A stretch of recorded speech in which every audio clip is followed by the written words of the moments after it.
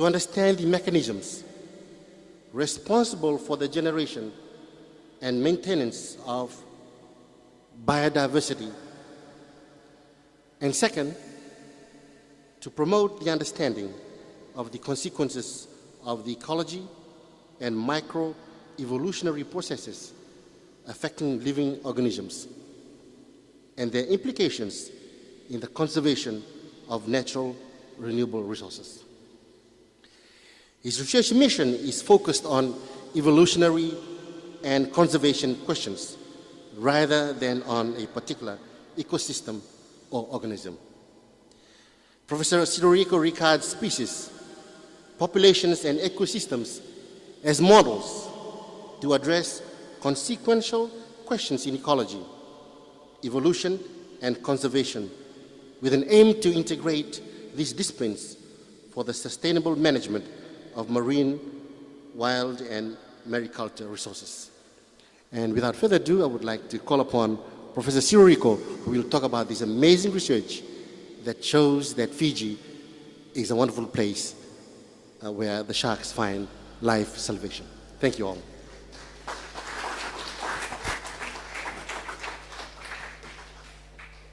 Thank you very much, Chito. Thank you very much, Derek, for the presentation. And thank you very much for all of you, for being this evening here to share with us some of the findings of a research program, more than a research project. I like to call it as a research program because it involves different independent research projects, all related to coastal shark conservation and biology and ecology, understanding shark populations in Fiji. Not only one species. The first project was on hammerheads.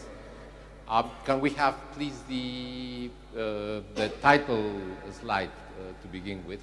No, that's already way down. That one, can we put it on the presentation?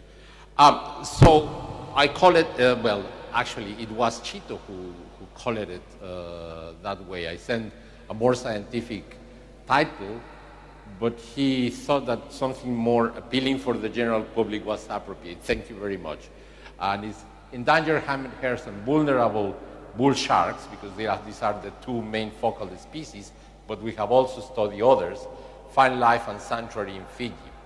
And this is the combined effort of a number of people that involves a postdoctoral fellow, Amandine Marine, master's students and PhD students. Tom Bierus and Celso Kawik completed their master's degrees within the project.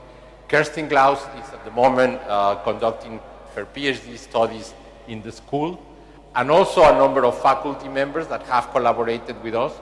Cara Miller is now in New England University in Australia. Unfortunately, she left just over a year ago. Susana Piovano is fortunately still among us, and she's a senior lecturer in the School of Marine Studies. But we also have collaborators from the University of Bremen and from the Levin Center for Tropical Ecology, also in Bremen in Germany, Stephen Gehrig, Jürg Boschenweiler, and Martin Zimmer, which is a professor at that institute. We also have participants helping a lot from Projects Abroad, which is a voluntary-based program in Fiji. It's, the actual Projects Abroad is an NGO based in London, is English, but they have a base here in Fiji, and they conduct a number of projects from volunteers. And they collaborated extensively with us, still currently today in Kerstin Klaus thesis, but on the Hammerhead Shark project as well. And Frontier, which is another very similar NGO that is still based in Fiji and that collaborated in the work today. So it will be my pleasure to present you the major findings of this research program from 3 different projects. It's not the whole picture yet because some of the data are still being analyzed. Kerstin is just about to complete her field work at the moment on bull sharks, and she's been working now for 2 years and a couple of months. 1 more month and then all field work will be done, and most of the data collection will be done, but she's writing up, and I will only present part of her findings and part of the findings of the other project. But we have made substantial progress, and I hope that you will appreciate from this talk the importance of coastal sharks in the ecology and the welfare of nature in Fiji, and also for humans. Right, so before I get into the actual talk, I'd like to show you a video that was produced by one of the people that came with Projects Abroad to make a program for the BBC. And he kindly, he's a journalist, and sent us an edition of that program for the BBC that I'd like to share with you to begin with, in order to set up the environment where we are working and what involved it at the time. This was done back in 1915. Yeah, end of 1914, beginning of 1915. So if we can switch now to the video, and I will sit down as well to watch the video. It's only 10 minutes. Then after that, I will go into the presentation itself. 2014. No, sorry.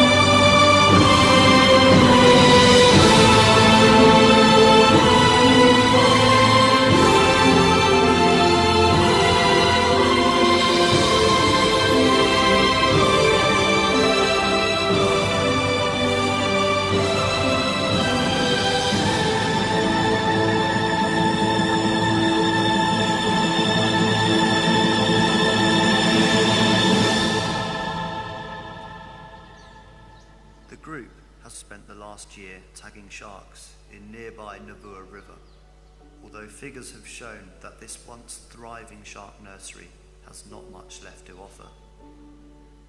In the space of 12 months, only 7 sharks have been caught and tagged.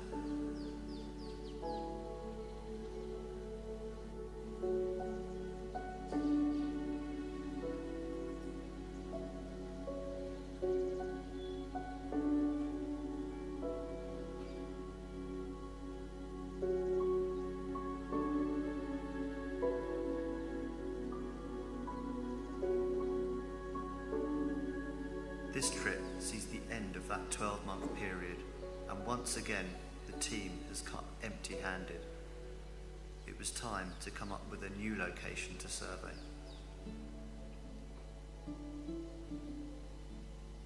The project has teamed up with marine biologist Celso Coich and Professor Ciro Rico from the University of the South Pacific. They'll be learning about the scalloped hammerhead as a species, as well as looking at local ecological knowledge that has suggested there could be a scalloped hammerhead nursery in nearby Villanuku.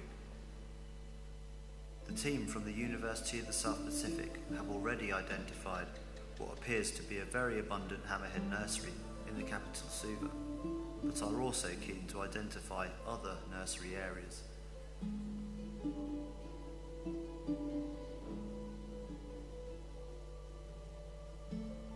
During my first semester, I was very fortunate to meet my supervisor, now Professor Ciro Rico, and we started discussing some of the priorities for the Pacific. And there came the rise of the topic of hammerheads. Hammerheads last year were declared an Appendix 2 species under CITES, and we said importance. We started learning about them from a previous USP student, and then that's when we got the idea to start doing some work very nearby to Suva regarding hammerheads. After we reviewed the work that this past student did, we knew that there was a lot of work to be done right there.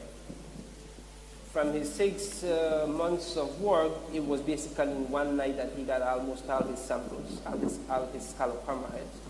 For you to be able to capture 80-something hammerheads in one night, that means that there is something going on in that area.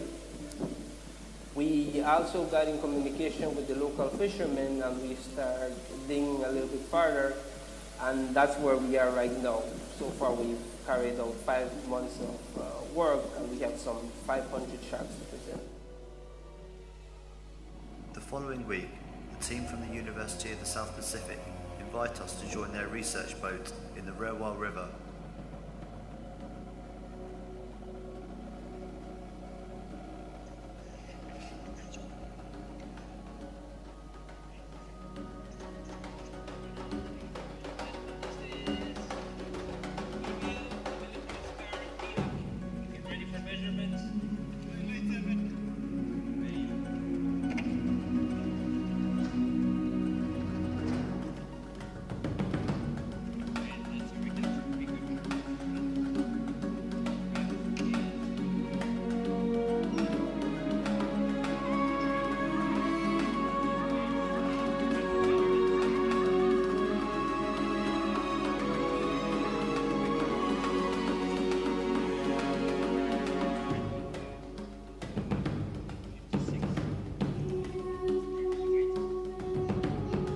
Have hit the jackpot in terms of finding where the nursery areas are, with the collaboration of local fishermen who has been fishing those areas for generations. We know exactly where to go, and we have very good catch rates every night that we go out at sea. At the moment, I think we are already in the order of 500 juvenile hammerhead shark samples in only 6 months of work. By the end of the first year, I reckon that we will have at least 1,000 samples. So that will be very useful to determine the minimum number of females that come into the area. But my major goal will be to maintain a monitoring program over time to see how that fluctuates year after year, and whether the bycatch from the local fishermen is affecting the population in any way. But with the current data, we will certainly be able to have very clear questions and very clear answers to seek for extra funding.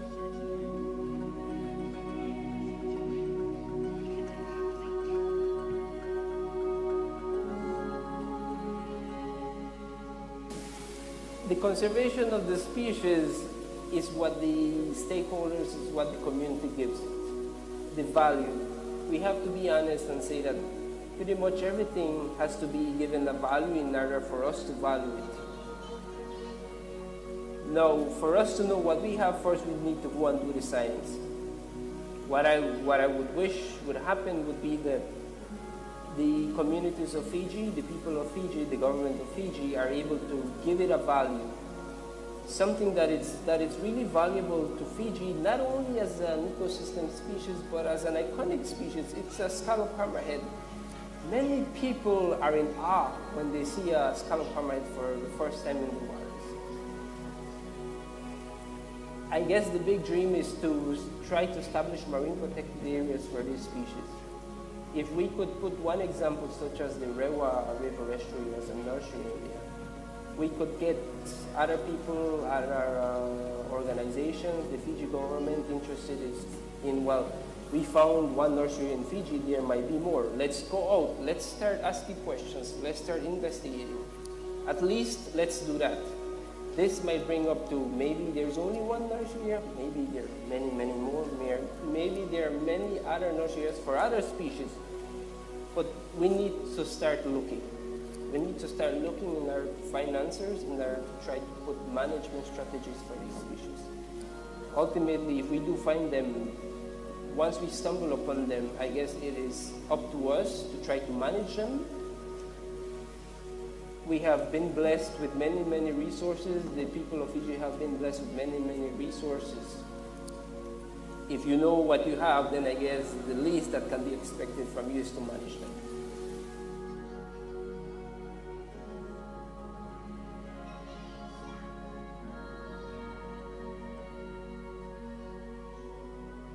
To influence policy in any country, not only in Fiji, is very difficult. But if you can show the importance of a particular geographical area in the reproduction and survival of a species, then influence policy becomes easier. And my main goal will be to be able to collect sufficient data that demonstrate that the nursery areas for sharks in Fiji are fundamental to their survival. We can at least reduce the fishing mortality altogether in the nursery areas. I think we will be making a major step towards the conservation of these species, not only in Fiji, but globally.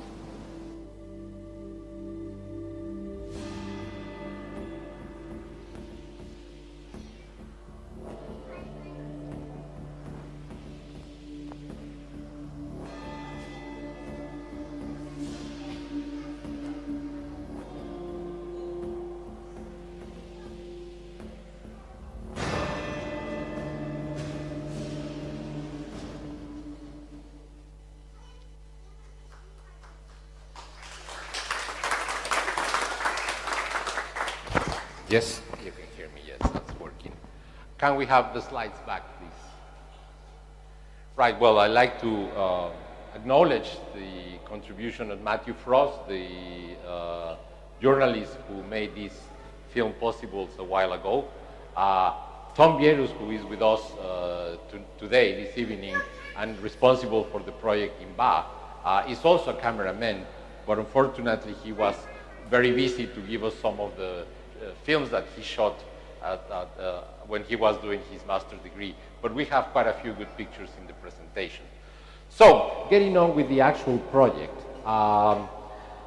In the next 40 minutes, basically, while I deliver this talk, at least 600 sharks will die around the world due to overfishing, habitat destruction, pollution, and other forms of human-induced disturbances into the marine environment. So that is the equivalent of one shark every 3 seconds. And that is appalling, and it's happening right now. It has been documented scientifically. The amount of sharks that are landed every year at different ports around the world, mostly for their fins, is tremendous. Is in the order of 100 million tons per year. And that's because of our greed, because we don't really need sharks in the food chain for humans. Honestly, we can live on other fishes. But there are certain cultures that regard shark fins as an extremely valuable and luxury item and pay up to $5,000 per kilogram of fins in markets such as the Hong Kong market. So we have to do something about it. And, sorry, wrong. It's not only for sharks. Most fish stocks are known to be already fully exploited or overexploited. And what I present in this slide is the estimated biomass in the North Atlantic at the turn of the 20th century and then at the turn of the 21st century. And this heat diagram, the redder the color, the more the quantity of biomass distributions of high trophic level fishes in these areas. So as you can see, at the turn of the 20th century, all this part in the North Atlantic had at least 11 tons per square kilometer of top-level fishes, top-level predatory fishes. So that's cod, sharks, you name it. 100 years later, it has dropped to less than 4 tons per square kilometer in certain areas, and in other areas it has completely disappeared. And the decline continues to be the same all over the world. So we have to do something about it. We cannot continue with those levels of unsustainable fishing in our oceans. Because if we do, our children and our children's children are unlikely to ever taste a wild-caught fish. Right. Among those fishes that are extremely vulnerable, sharks are probably the most vulnerable fishes in the world. And that's because of three main characteristics. First of all, because of late age of maturity. That means that they don't become reproductively viable or mature to breed until they have anything between 2 to 150 years of age. And believe me, you will be very surprised with that. I'll show you more in a minute. They have very low fecundity, so they are key strategists, meaning that instead of producing a large number of eggs, they produce a small number of fully formed offspring when they are viviparous. Some species have true placentas and are viviparous. Other species do produce eggs, but they produce large eggs instead of hundreds of small ones. So their fecundity is relatively small. And they have a very long lifespan, in the order of 20, 30, depending on the species. But surprisingly enough, in August 2016, a group of researchers from the University of Norway published in the journal Science, which is one of the most prestigious scientific journals in the world, probably the second most prestigious, a paper that documented that the Greenland shark, a particular species living in the Arctic waters, can live up to 500 years, believe it or not. And they use radiocarbon dating to reveal the age of the species from the lenses of their eye. And by using different radiocarbon dating techniques, and in particularly by using the signature of the atomic bomb test that the US carried in the Atlantic and in the Pacific, and the Russia as well, in the 1950s, they were able to determine the age of certain sharks that have grown since the 1950s up to date, and from that, estimate the curve of the different sharks.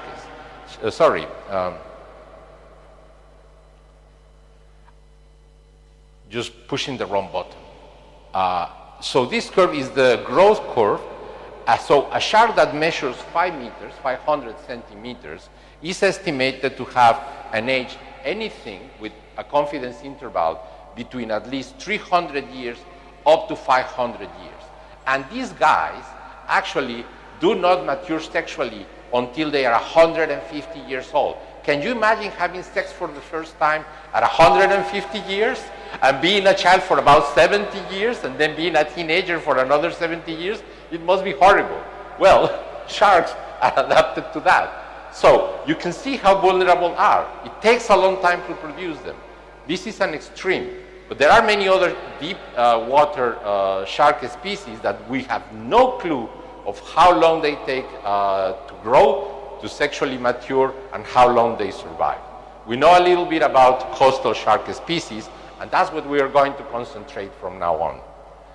Right, so identifying critical habitats for shark reproduction and conservation is fundamental in order to establish management and conservation policies for these areas.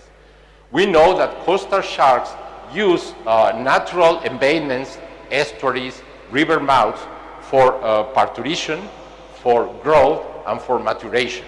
And those areas are called nursery areas.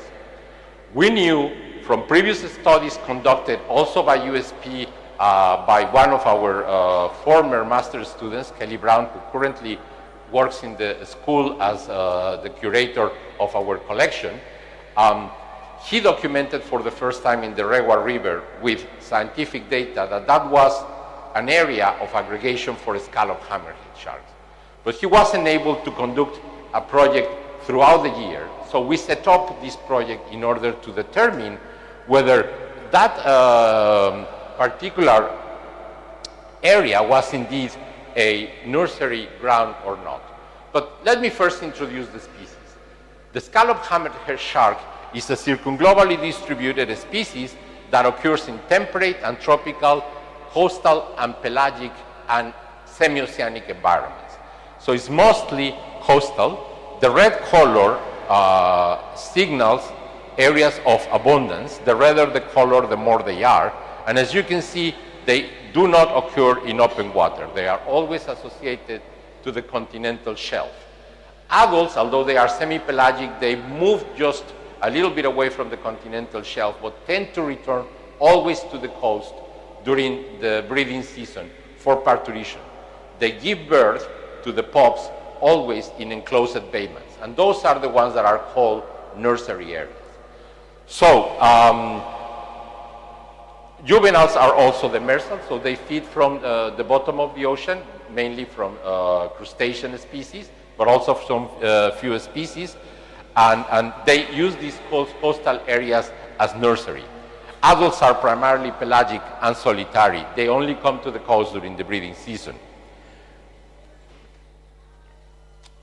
So, knowing that the Regua Delta was likely to be an important nursery area for Fiji, and also the Ba estuary, we wanted to test the hypothesis whether that was a truly nursery area.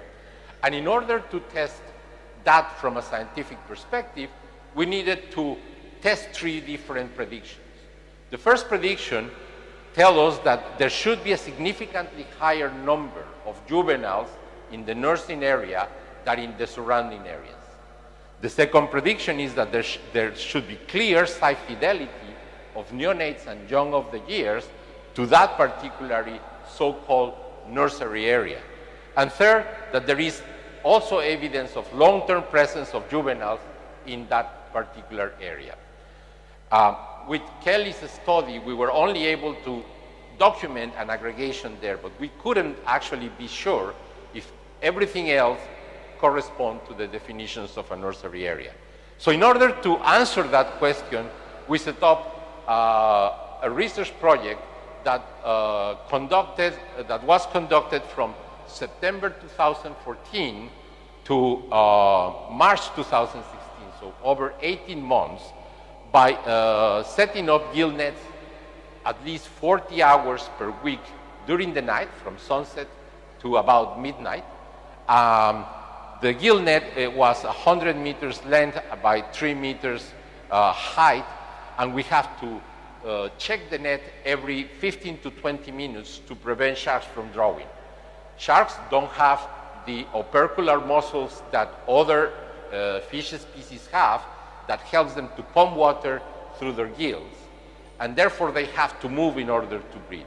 So if they are caught in a gill net, they will die within 20 minutes of being caught. So we have to be very careful as well for that. Then we decided our focal area. We knew from Kelly's preliminary study that this part of the Regua Delta, just coming out of the inflow of the Regua River, was the area with the highest number of juvenile scallop hammerhead sharks. But we have to run an initial pilot study. Sorry, again, buttons. Get lost with these. Need another PhD to learn how to manage these things. Right, so we set up a number of focal points following a pilot study. And that pilot study was very important because we needed to know where we can sample on a regular basis. The area is influenced by the current of the outcoming of the Regua River, which sometimes with heavy rain, you can imagine how strong that can be. In the first week of the pilot study, we lost a net because we put it in the wrong position, and the Regua just took it away from us. Who knows where that net ended up? So after that pilot study, we established 7 points for regular monitoring, where we regularly caught sharks, and also that was sufficiently sheltered from the tidal currents and from the river flow currents. Once a shark was caught, as you saw in the film, we have to measure the shark, sex the shark, determine whether it was female or male. We also measure the shark, and we also put a PIT tag, that is a passive transponder, integrated transponder. That is a microchip that emits a signal that can be captured with a receiver, and that tells us whether that shark has already been tagged. and the signal that is emitted produces a number. It's the same as that we use for dogs, for marking dogs or any sort of wild animals. Following that, we took a small biopsy sample from the pelvic fin in order to conduct DNA analysis later on and determine kinship relationships among the shark captured in the Rewa Delta, and also to determine how different these shark populations are from other shark populations around the Pacific. After following all those procedures, most of the sharks, once they were tagged, were released back into the ocean. We have a few casualties, unfortunately, but fortunately, only a very few compared to the number of sharks that we were able to capture. So, in the lapse of 18 months, we were able to obtain 1,270 shark captures, scallop hammerhead sharks, from the time that I said. From those, a total of 952 were individual sharks plus 101 recaptures. And we were able to establish the recapture, remember, because of the PID tags. An additional 163 sharks were captured by local fishermen as bycatch, and they were given to us for DNA analysis as well. So the first question, do you remember, of the first prediction that we wanted to test was to find out whether there is a greater abundance of sharks in what we call a nursery area than in the surrounding area. And in this map, what I show is the relative proportion of sharks caught at the different sites, but the diameter of the circle. And as you can see, these areas has almost no sharks, only a few, while these areas have the larger number of sharks. We also conducted pilot work on the east side of Laudala Island and found no sharks at all. So that confirmed the first of the prediction. Yes, there is a significantly higher abundance of sharks in what we think is the nursery area than in the surrounding areas. The second part was that there is clear site fidelity of neonates and young of the years to the nursery. And for that, we use the recapture data. So from the 796 sharks that we managed to tag and release alive, 101 were recaptured during our field surveys. Some of them were recaptured more than once, one of them up to 5 times. And the recapture time ranged before 1 day, so day after was caught for the first time, up to 174 days. So that result alone suggests that indeed there is site fidelity. However, this is a question that still remains to be fully confirmed with radio tagging and using transmitters. Because the fact that we recapture the sharks doesn't mean that they have remained there throughout that period and that are growing in that area. They can move out and in to surrounding areas. But so far, we haven't had enough financial resources to go that far. So hopefully, in the future, we will have more financial resources to continue and fully address this second part. Another line of evidence that suggests that these sharks are there throughout the year is the actual catch per unit effort throughout the sample period. So from September 14, which is here, to March 2016. And the boxes basically say the minimum and maximum number of sharks caught at any given time, the standard deviation, and the black bar is the mean of that. The outlier points is the highest number of sharks that were ever caught at a particular period during that month. The important thing from this graph is that they are there throughout the year, and they peak during the austral summer, so between December and March in 2015, and again between February and March in 2016 when we stopped the work. In February 2016, we didn't catch much, not because there were not sharks dead, but remember we have Cyclone Winston hitting Fiji, and therefore we could establish very little work. in January 2015, we don't have any data because there was a sewage spillage at the Cunningham Creek in December 2015, and the government established a complete ban of fishing in all the areas. So no fishing was allowed, not even for research. And that's why we don't have data. But basically, we can confidently say that sharks are there throughout the year. We also were able to establish the land distribution of the sharks, and so that most of the sharks that we caught are between 50 and 57 centimeters, meaning that they are newly born sharks, young of the year. But there are a few more that are bigger than that. Our rates, we estimated the rates of growth at 9 centimeters per year based on the recapture rates. And therefore, these sharks here are at least 1 year old, and up to this one here, which is at least 3 years old. This little point here was a female shark captured that measured 117 centimeters. The different color bars is basically males and females. In terms of the umbilical scar condition, which is another of the data that we take, remember these guys are placental, so they have an umbilical scar just like us. When they are newly born, that is open, as it can be appreciated in that picture. So here is color-coded, open for orange, semi-healed, that is about 2 weeks after, after being born, and then completely healed. You can still see the scar, but it's closed, and then well-healed is when you don't see it anymore. And this graph basically represents the umbilical scar conditions of all the sharks captured. So as you can see, open umbilical scar are only present, again, during the austral summer or at the end of the autumn in both years. Healed are more abundant as the season increases, and semi-healed are decreased as well as the season moves.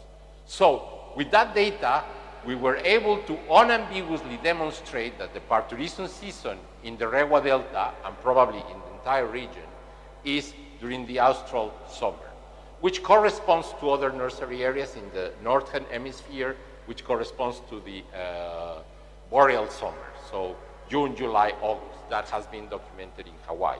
So very similar. So that is the most critical time of the year where we have to protect these sharks. So our recommendations out of this, the results of this project are several, but basically we need to seek an agreement where we can fulfill the needs for resources from the people that whose livelihood depend on the Regua Delta for fishing, and the conservation necessities for the survival of the species. And that is obviously a very difficult ground. The chiefs of the Regua Delta has declared the Regua Delta as an MPA last year, but the Parliament, as far as I am aware, is presently discussing protecting the area completely by law. That will need to be enforced, and hopefully this year those laws will be put into place. But our recommendations in order of importance for the Regua Delta are as follows, and they are given in order of importance for the conservation of the species, and at the same time by fulfilling the need for natural resources and fish resources from that area. So first of all will be a complete ban of gill net fishing. And gill net is the key to this, because gill nets will kill all sharks that fall. If you use hook and line, it's different. You can release sharks that you capture with almost no damage, and you can keep every other fish. If that is still difficult, is at least a partial ban of gill net during from sunrise to sunset, which is the time where sharks are most active. But if those two options still are unacceptable to the communities, we recommend to at least protect the area from gill net fishing throughout the parturition season. Either the whole parturition season, which is estimated from October to March, or at least during the peak of the parturition season, so from December to March. Right. And that brings me to the next project. Well, this is just a picture of the scientific paper that was published last December, reporting all these findings. It was published in Scientific Report, which is one of the Nature Publishing Group journals, and it's open access, so anyone can just download it. If you don't know how to find it, just send me an email and I will be pleased to send you a PDF of the paper. The next project as part of this research program that I will be presented involves the Ba estuary, and that was conducted as part of a master thesis carried out by Tom Bierus, who is with us today, as I said, from Germany, in collaboration with the University of Bremen and with the ZNT, which is the Levin Center for Tropical Ecology, also in Bremen. And we also knew that the Ba estuary was an aggregation area for different shark species, and Tom was mainly interested in finding out what species utilize the Ba estuary and in which way they utilize that part, whether there are any environmental drivers that partition the shark distribution throughout the estuary, and what are the sharks' abundances at the moment and whether they have changed over the past year by conducting interviews with local fishermen, and as well by finding out the average species composition in the local markets and how many boats are licensed in that area. So Tom arrived in November 2015 and conducted his master thesis from December 2015 to April 2016. He also was here for Cyclone Winston, and we have to stop work there. But the first part of the work was similar to what we did in the Rewa. It was to establish focal areas for sampling that were sufficiently protected from tidal waves, from tidal currents, and also from river flow of the Ba River itself.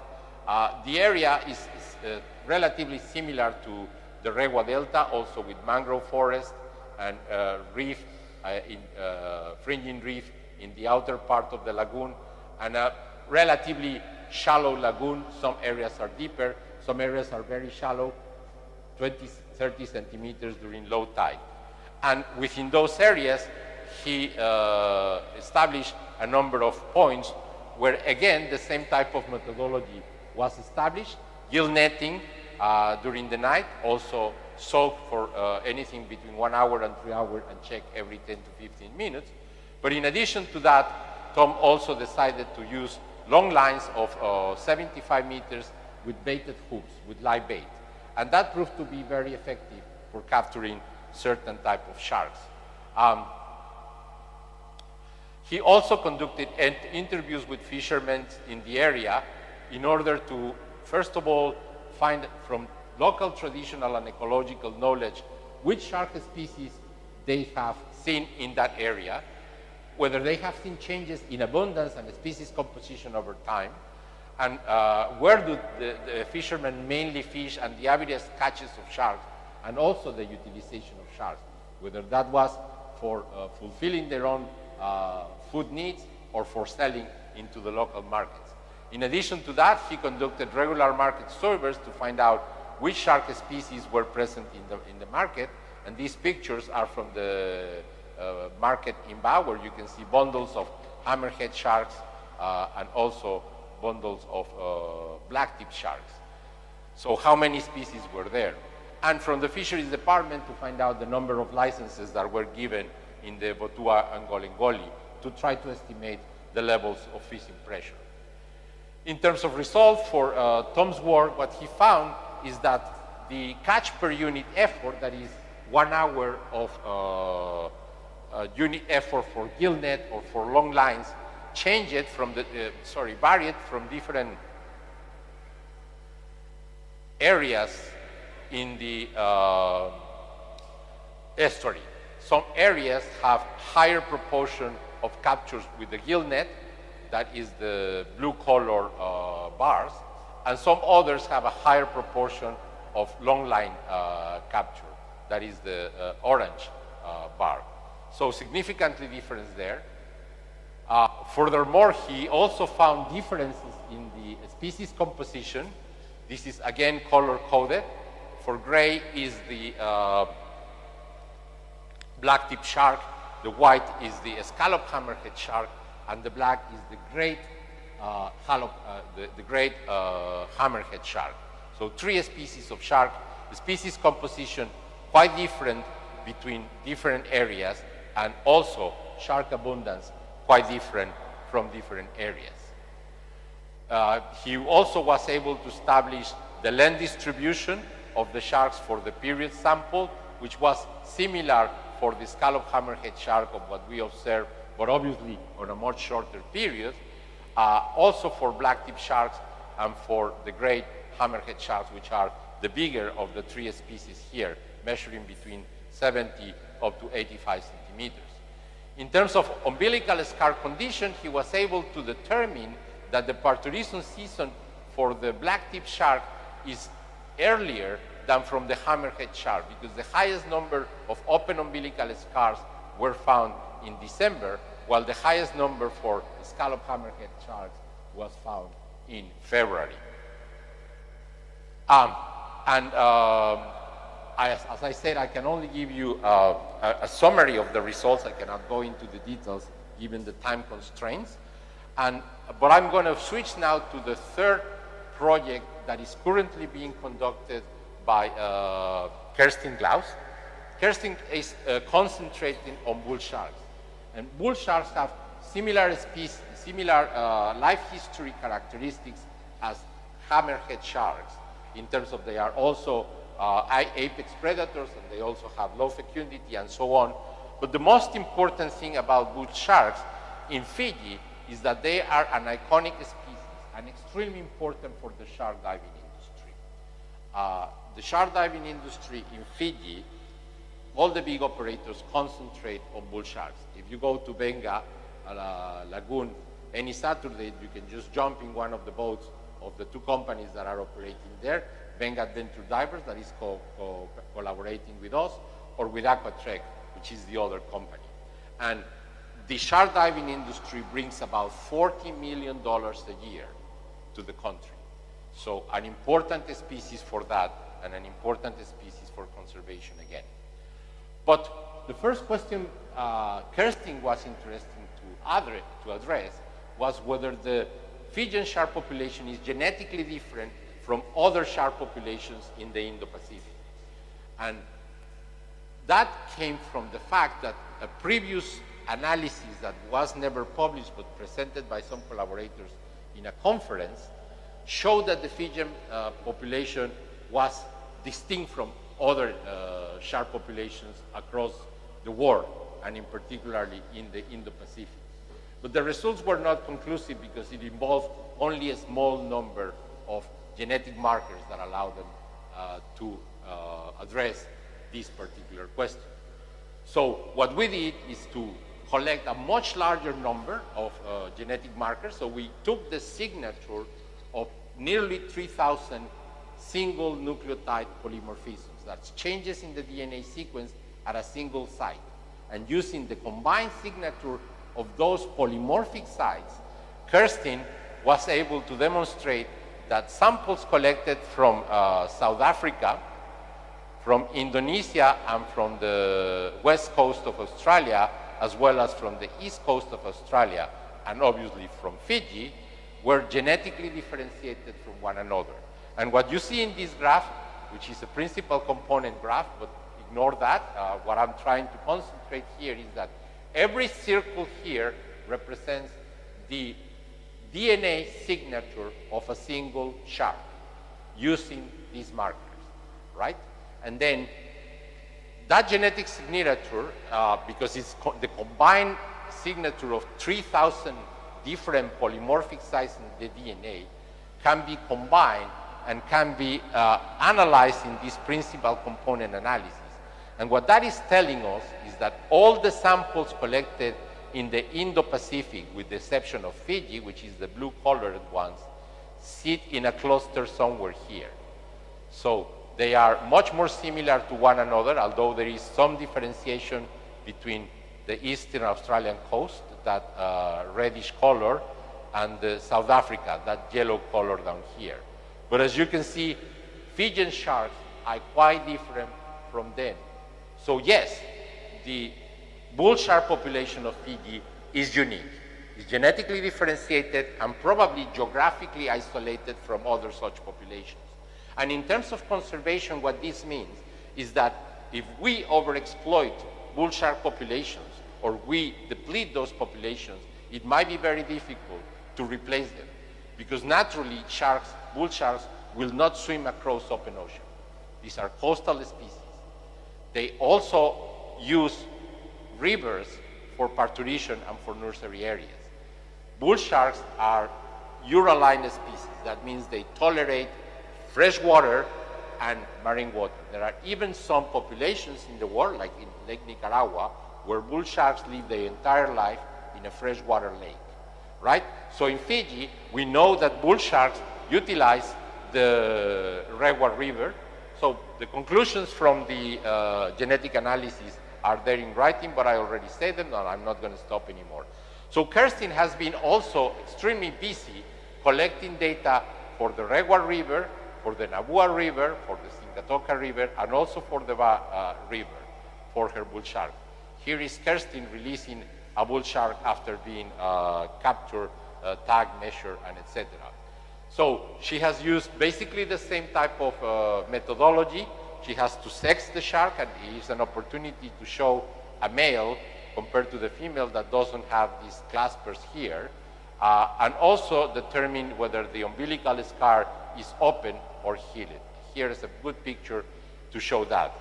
And from March 2016 to December, beginning of December 2016, she caught 0 sharks after at least 4 days going every night catching her sharks in the Rewa River.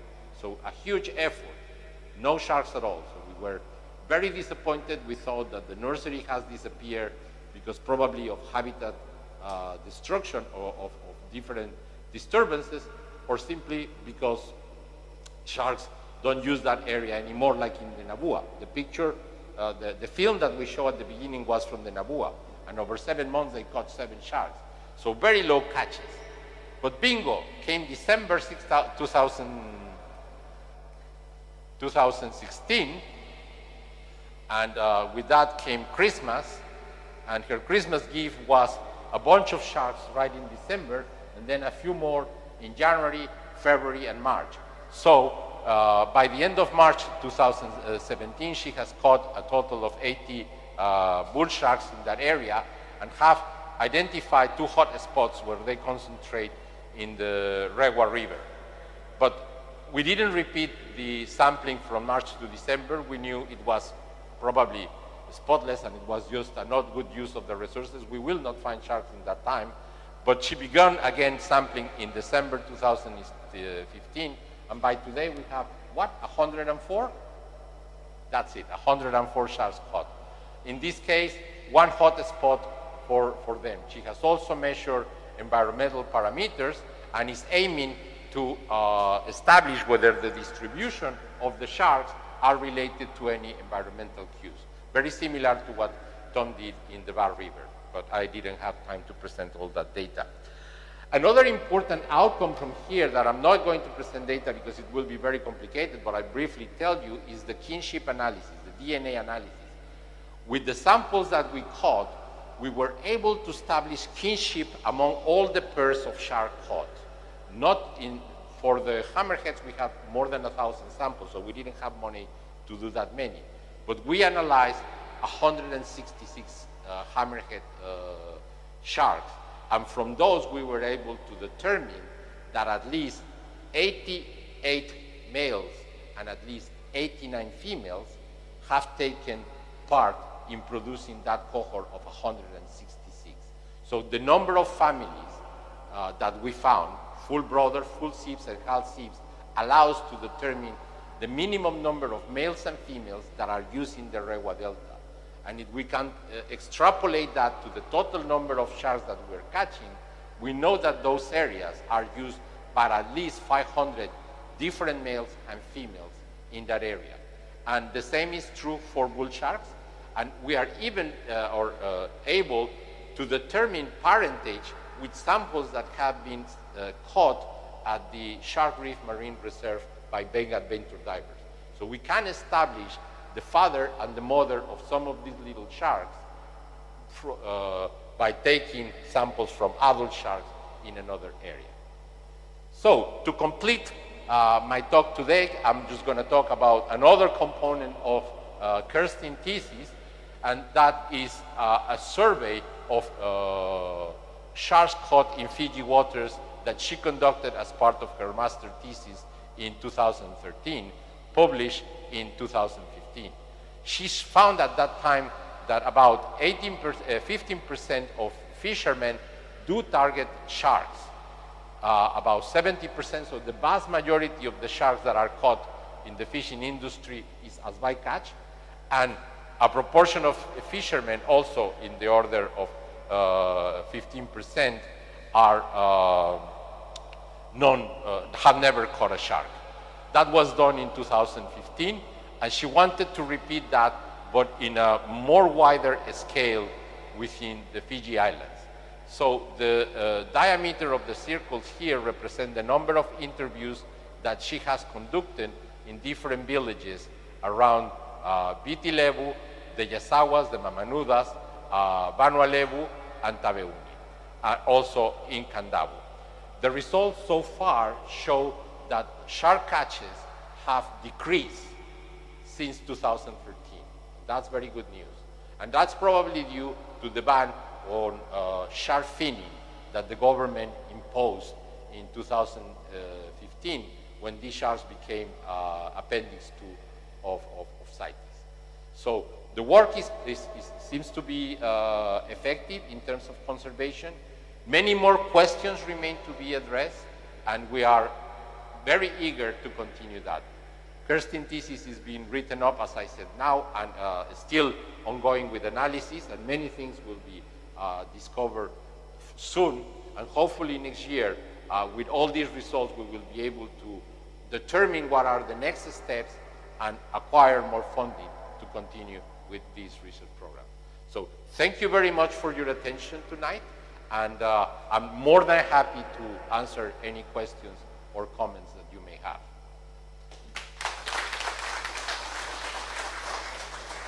Sorry, I nearly forgot. Acknowledgements. Project team.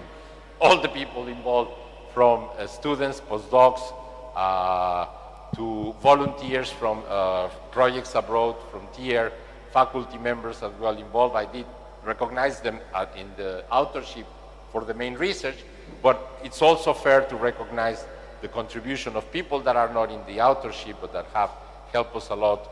Diego Cardeñosa, Gautier Mescam, Brittany Waters from these volunteer companies, and also our boat captains from the School of Marine Study, and also from outside the school, Semi and Inoki and Angatalebru, a fisherman from the Rewa River, Timosi, Ramesh, Prasad, and the late Netani Ulele, Tevita and Sione, who helped Tom in the Bar River. And I don't have the names of the fishermen that Kirstein is having help in the Delta. But I can introduce you for the refreshment to Kirstein and Tom, who are fortunately here with us and can probably answer better than me many of the questions that you may have. Thank you very much now.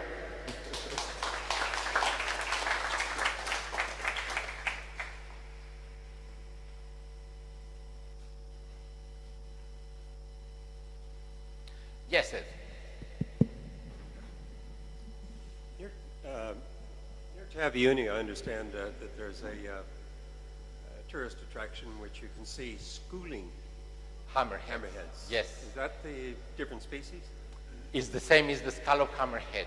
They school at certain times of the year, but they move primarily with the thermoclines. It's not that easy to see them at a depth that scuba diving or snorkeling allows you to reach. So it depends on the season and depends on where the thermocline is found.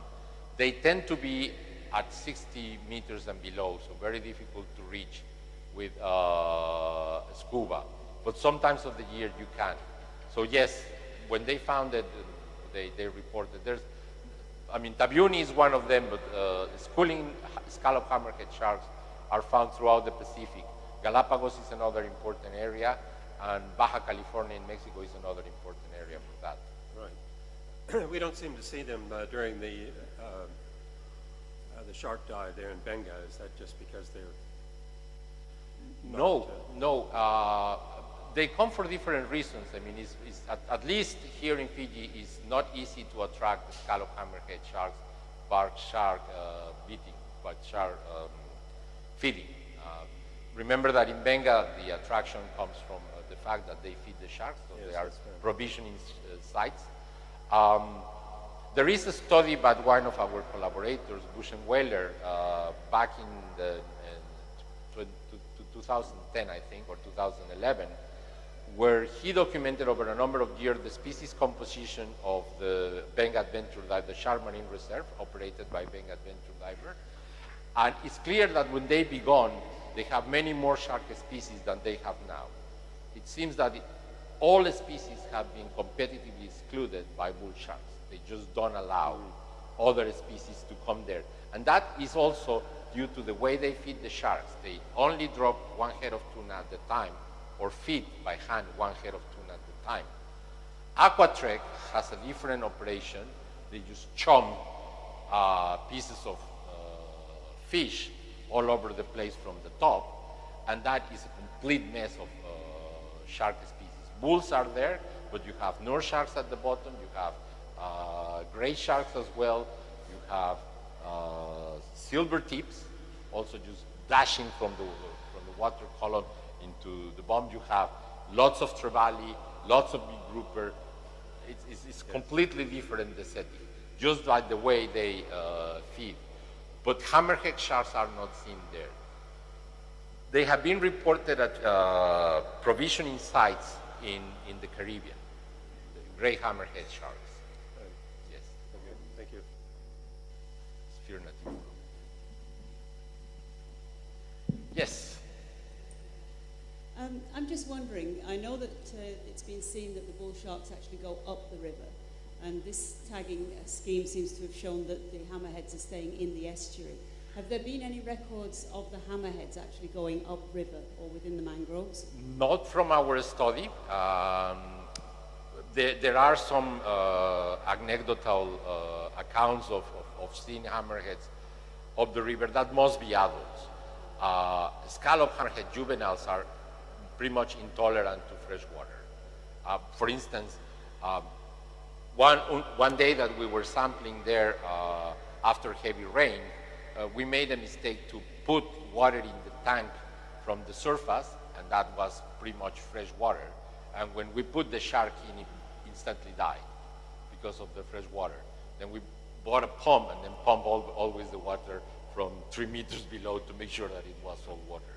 So no, they don't tolerate salinities below 27 parts per thousand. So it's unlikely. Perhaps some adults will be more tolerant because of physiological resistance, but juveniles are not. They were always restricted to the delta itself. And as you saw from the picture, also to the left-hand side of the main water current, the main flow of the river. Thank you.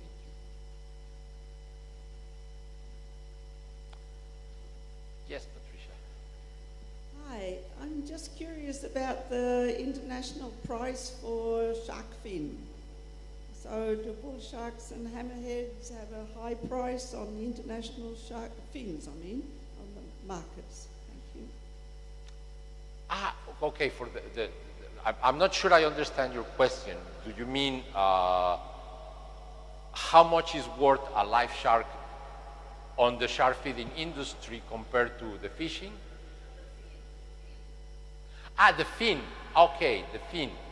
For bull sharks, it won't be that high. The highest value of fin sharks is for scallop hammerheads, gray hammerhead, which are huge dorsal fins and pelvic fins. Those are the highest prices. I have seen it in Hong Kong for 5,000 euros a kg. Bull sharks, I don't know, it's much smaller. All shark fins are highly priced, but I have seen prices ranging from $700 to $5,000. So it's still expensive, but it's difficult just by looking in the display of the shops. It's difficult to determine which species is there unless you are an expert on shark taxonomy, which I am not, I'm afraid.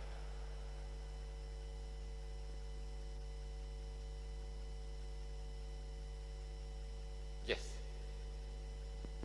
Can we have the microphone from the gentleman here, please? Hi, I'm Felipe Tuisao from one of the traditional Ngolingoli owners from Rea province. Right. So it was quite, I saw your advertisement, I came from the village to hear the presentation. Thank you very much. So it was quite interesting. I was wondering, you showed that map on, the areas of concentration? Yes. Or what was the term you used? But it seems from the map that that's in front of Matei Suba Beach. Am I correct? Or? Yes, you are correct. Yes, I can put that. I was wondering, because that's an area with quite high waves and strong currents. I was wondering how, sorry. That area is a nursery. Just a question. Well, I mean, yes, they don't seem to mind that. We were able to sample in those areas during certain times of the night. So not all the time, but yes, I mean, well, yeah, we have to face big swallows every night, especially coming out of the channel, and especially after heavy rain. But yes, I mean, sharks will be, especially scallop hammerhead sharks, will be at the bottom, will be always close to the bottom. So the waves won't have so much effect on their distribution.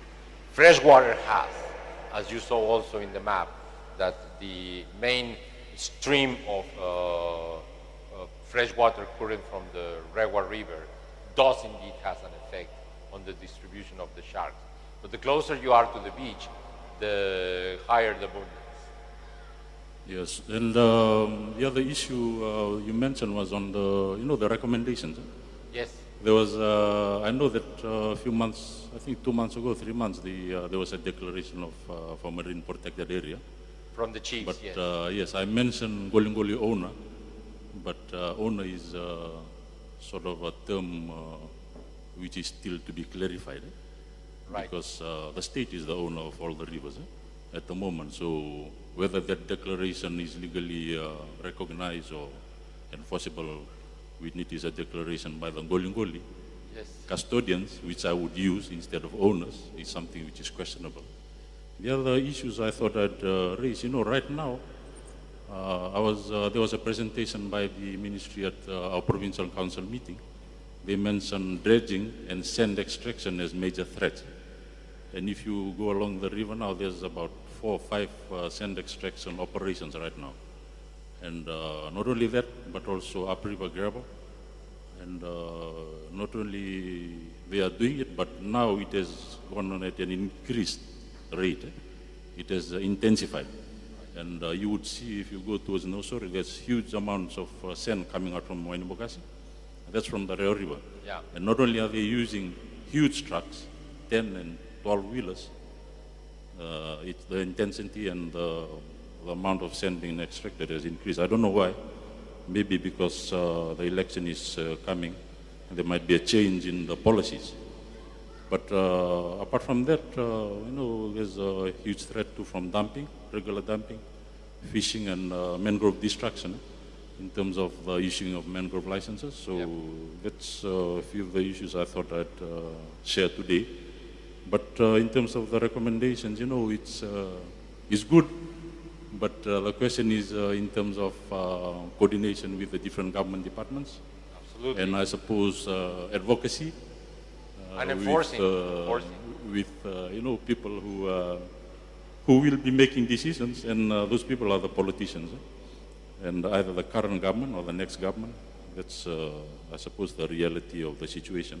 And the other piece of information, last week we just signed agreement for a new road, which will go through the mangroves, but it's for the consent of the Matangalis for the road to go through across from Nasali Landing, which will cross the river and up to Wuchia, which you might know, yes, which is a village at the mouth of the river. So I don't know about the environmental impact assessment of that and whether you guys are aware of that. But yeah, what I've shared with the provincial council is that that road must be in line with a sustainable development plan to be within that, and also taking into account what's been presented today. Thank you. Yes, thank you very much. I really appreciate that input. Several things here, and perhaps Helen can help me as well with that environmental impact assessment that was distributed and commented among us a few months ago. Is that the same thing, isn't it?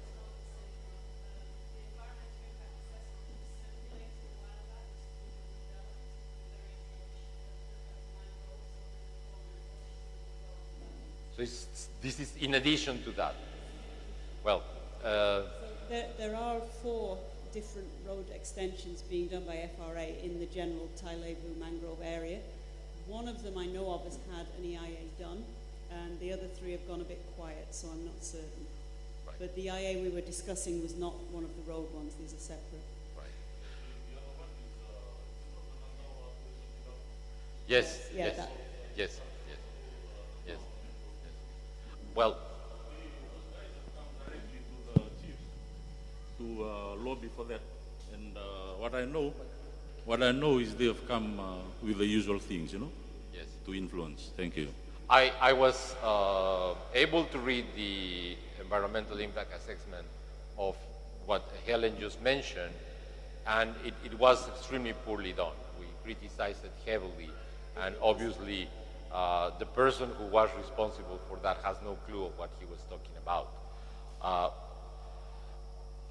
Let me go back right at the beginning of the talk, and when I presented the video there, I said that influence policy is extremely difficult because it involves a large number of stakeholders. In this case, you're mentioning the owners of the Ngolingoli, the fishermen, the families whose livelihoods depend on fishing on these areas, and those things have to be taken into consideration, number 1. But for instance, dragging will not benefit any of those. I mean, it will not benefit any fish species. It will just simply destroy the environment together for the people who depend on that and for the animals and plants and the biodiversity that lives there. So dragging and all kind of environmental disturbances of that kind will have a tremendous effect on the livelihood of those peoples and also on these wild populations. Our job as scientists is to provide the best scientific data and information to the government so that they can make truly informed decisions. This is not an environmental impact assessment. This is a study carried out with great effort by a number of students and postdocs over a number of months to demonstrate the importance for that particular species that is threatened with extinction because of our exploitation and listed in Appendix 2 of CITES. So we are given real data to make decisions. But what they end up doing at the end of the day depends on so many things.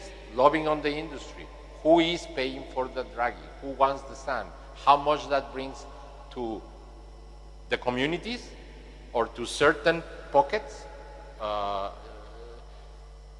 I'm not going to enter into that debate because I might be sacked from the country tomorrow. So I'm not a Fiji citizen.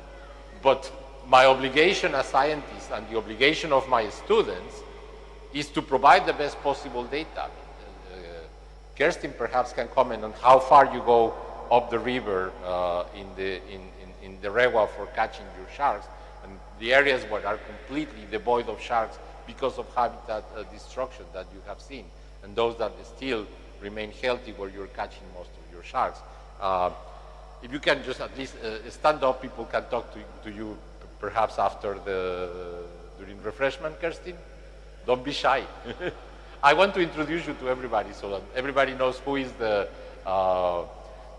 first author of the bull shark project, and Tom is the first author of the BA project. So please stand up, guys, so that they know who you are.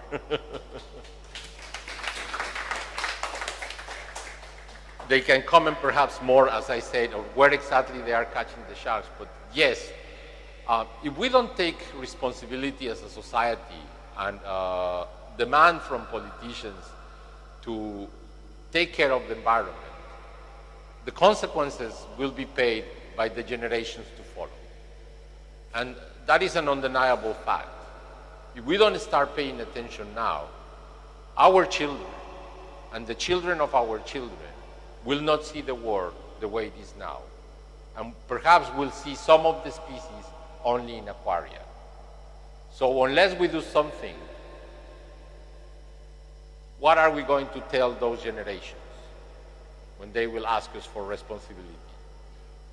So from my point of view, it's everybody's responsibility to do something. How do we do as normal citizens? We can also lobby where we cast our vote. We have to ask our politicians what is in their program, what is the agenda for conservation and for the environment, what they plan to do, and whether we are happy with that. And if we are not happy, we can punish them with our vote by saying we cannot continue prioritizing money and economic growth. Although that is important, it is not the only thing that will make us survive. And yes, I'm going to be sacked tomorrow from the country.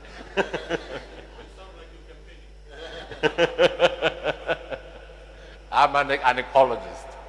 I'm not a politician. No, actually, I hate politics. And I hate conflict, so don't involve me into that. But thank you very much for your contribution. No, I'm very aware of that. And although, as you say, the chiefs declare that area as a marine protected area, enforcing and actually defining what it is and what it takes is the effort of everyone. They just have to realize the importance from an environmental point of view of protecting it. But obviously, if the government is doing nothing or ends up ignoring these, well, what the heck? Carry on, keep fishing until there's nothing left. Right, more questions, comments. I'm very, very, very pleased and thankful for your comment. Yeah, when I was just in from British Columbia in 1994, I was with my students and we were doing some CTD and echo sounding up the Roa River. Right. And the Colombo Bend, it's above Nosari, and it's a very deep hole. And I thought, this is a very distinct echo, really big echo. And I said, well, what could that be? And the student said, well, it could be a shark. And I said, no, sharks don't swim in fresh water. Well, I learned. But could that have been a bull shark? Yes, for sure. Bull sharks go into fresh water. 100% proven. How up the river do you catch bull sharks? How many? 7 kilometers of river. In low tide? In low tide, so purely fresh water. And there was one report of a bull shark which was caught more than 45 kilometers upstream. That was not by our research, it was in the newspapers here. Right. That was very thorough. Right. Thank you. In Abua, they also have caught sharks quite up the river in Abua. Yeah.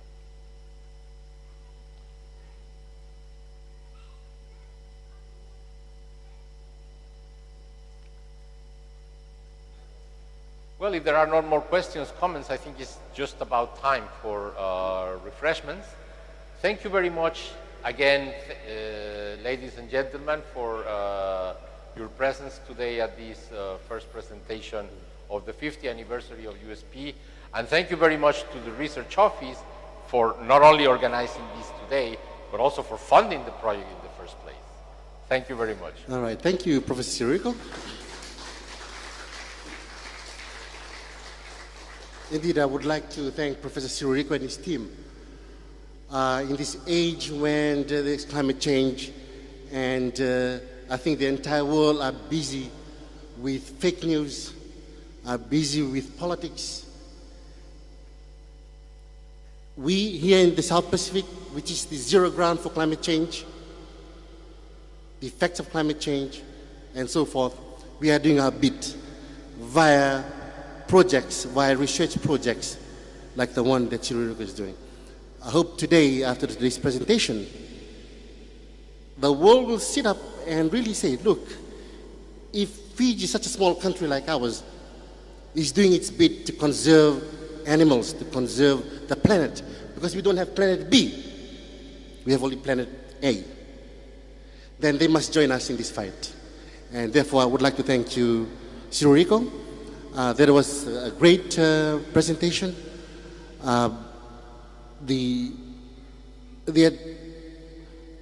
What is so beautiful thing about it is, as a Fijian and my colleague there from Rewa, is that we are so fortunate that we have our colleagues from all over the world, Christian, and thank you so much to bring this information to our people, to the plight of our shark.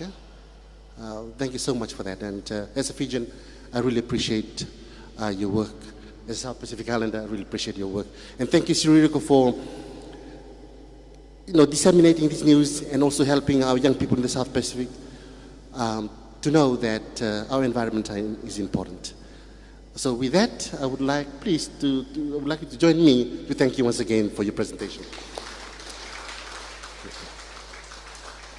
And we have something there to have, some tea, I think, coffee. So please enjoy yourself. Thank you.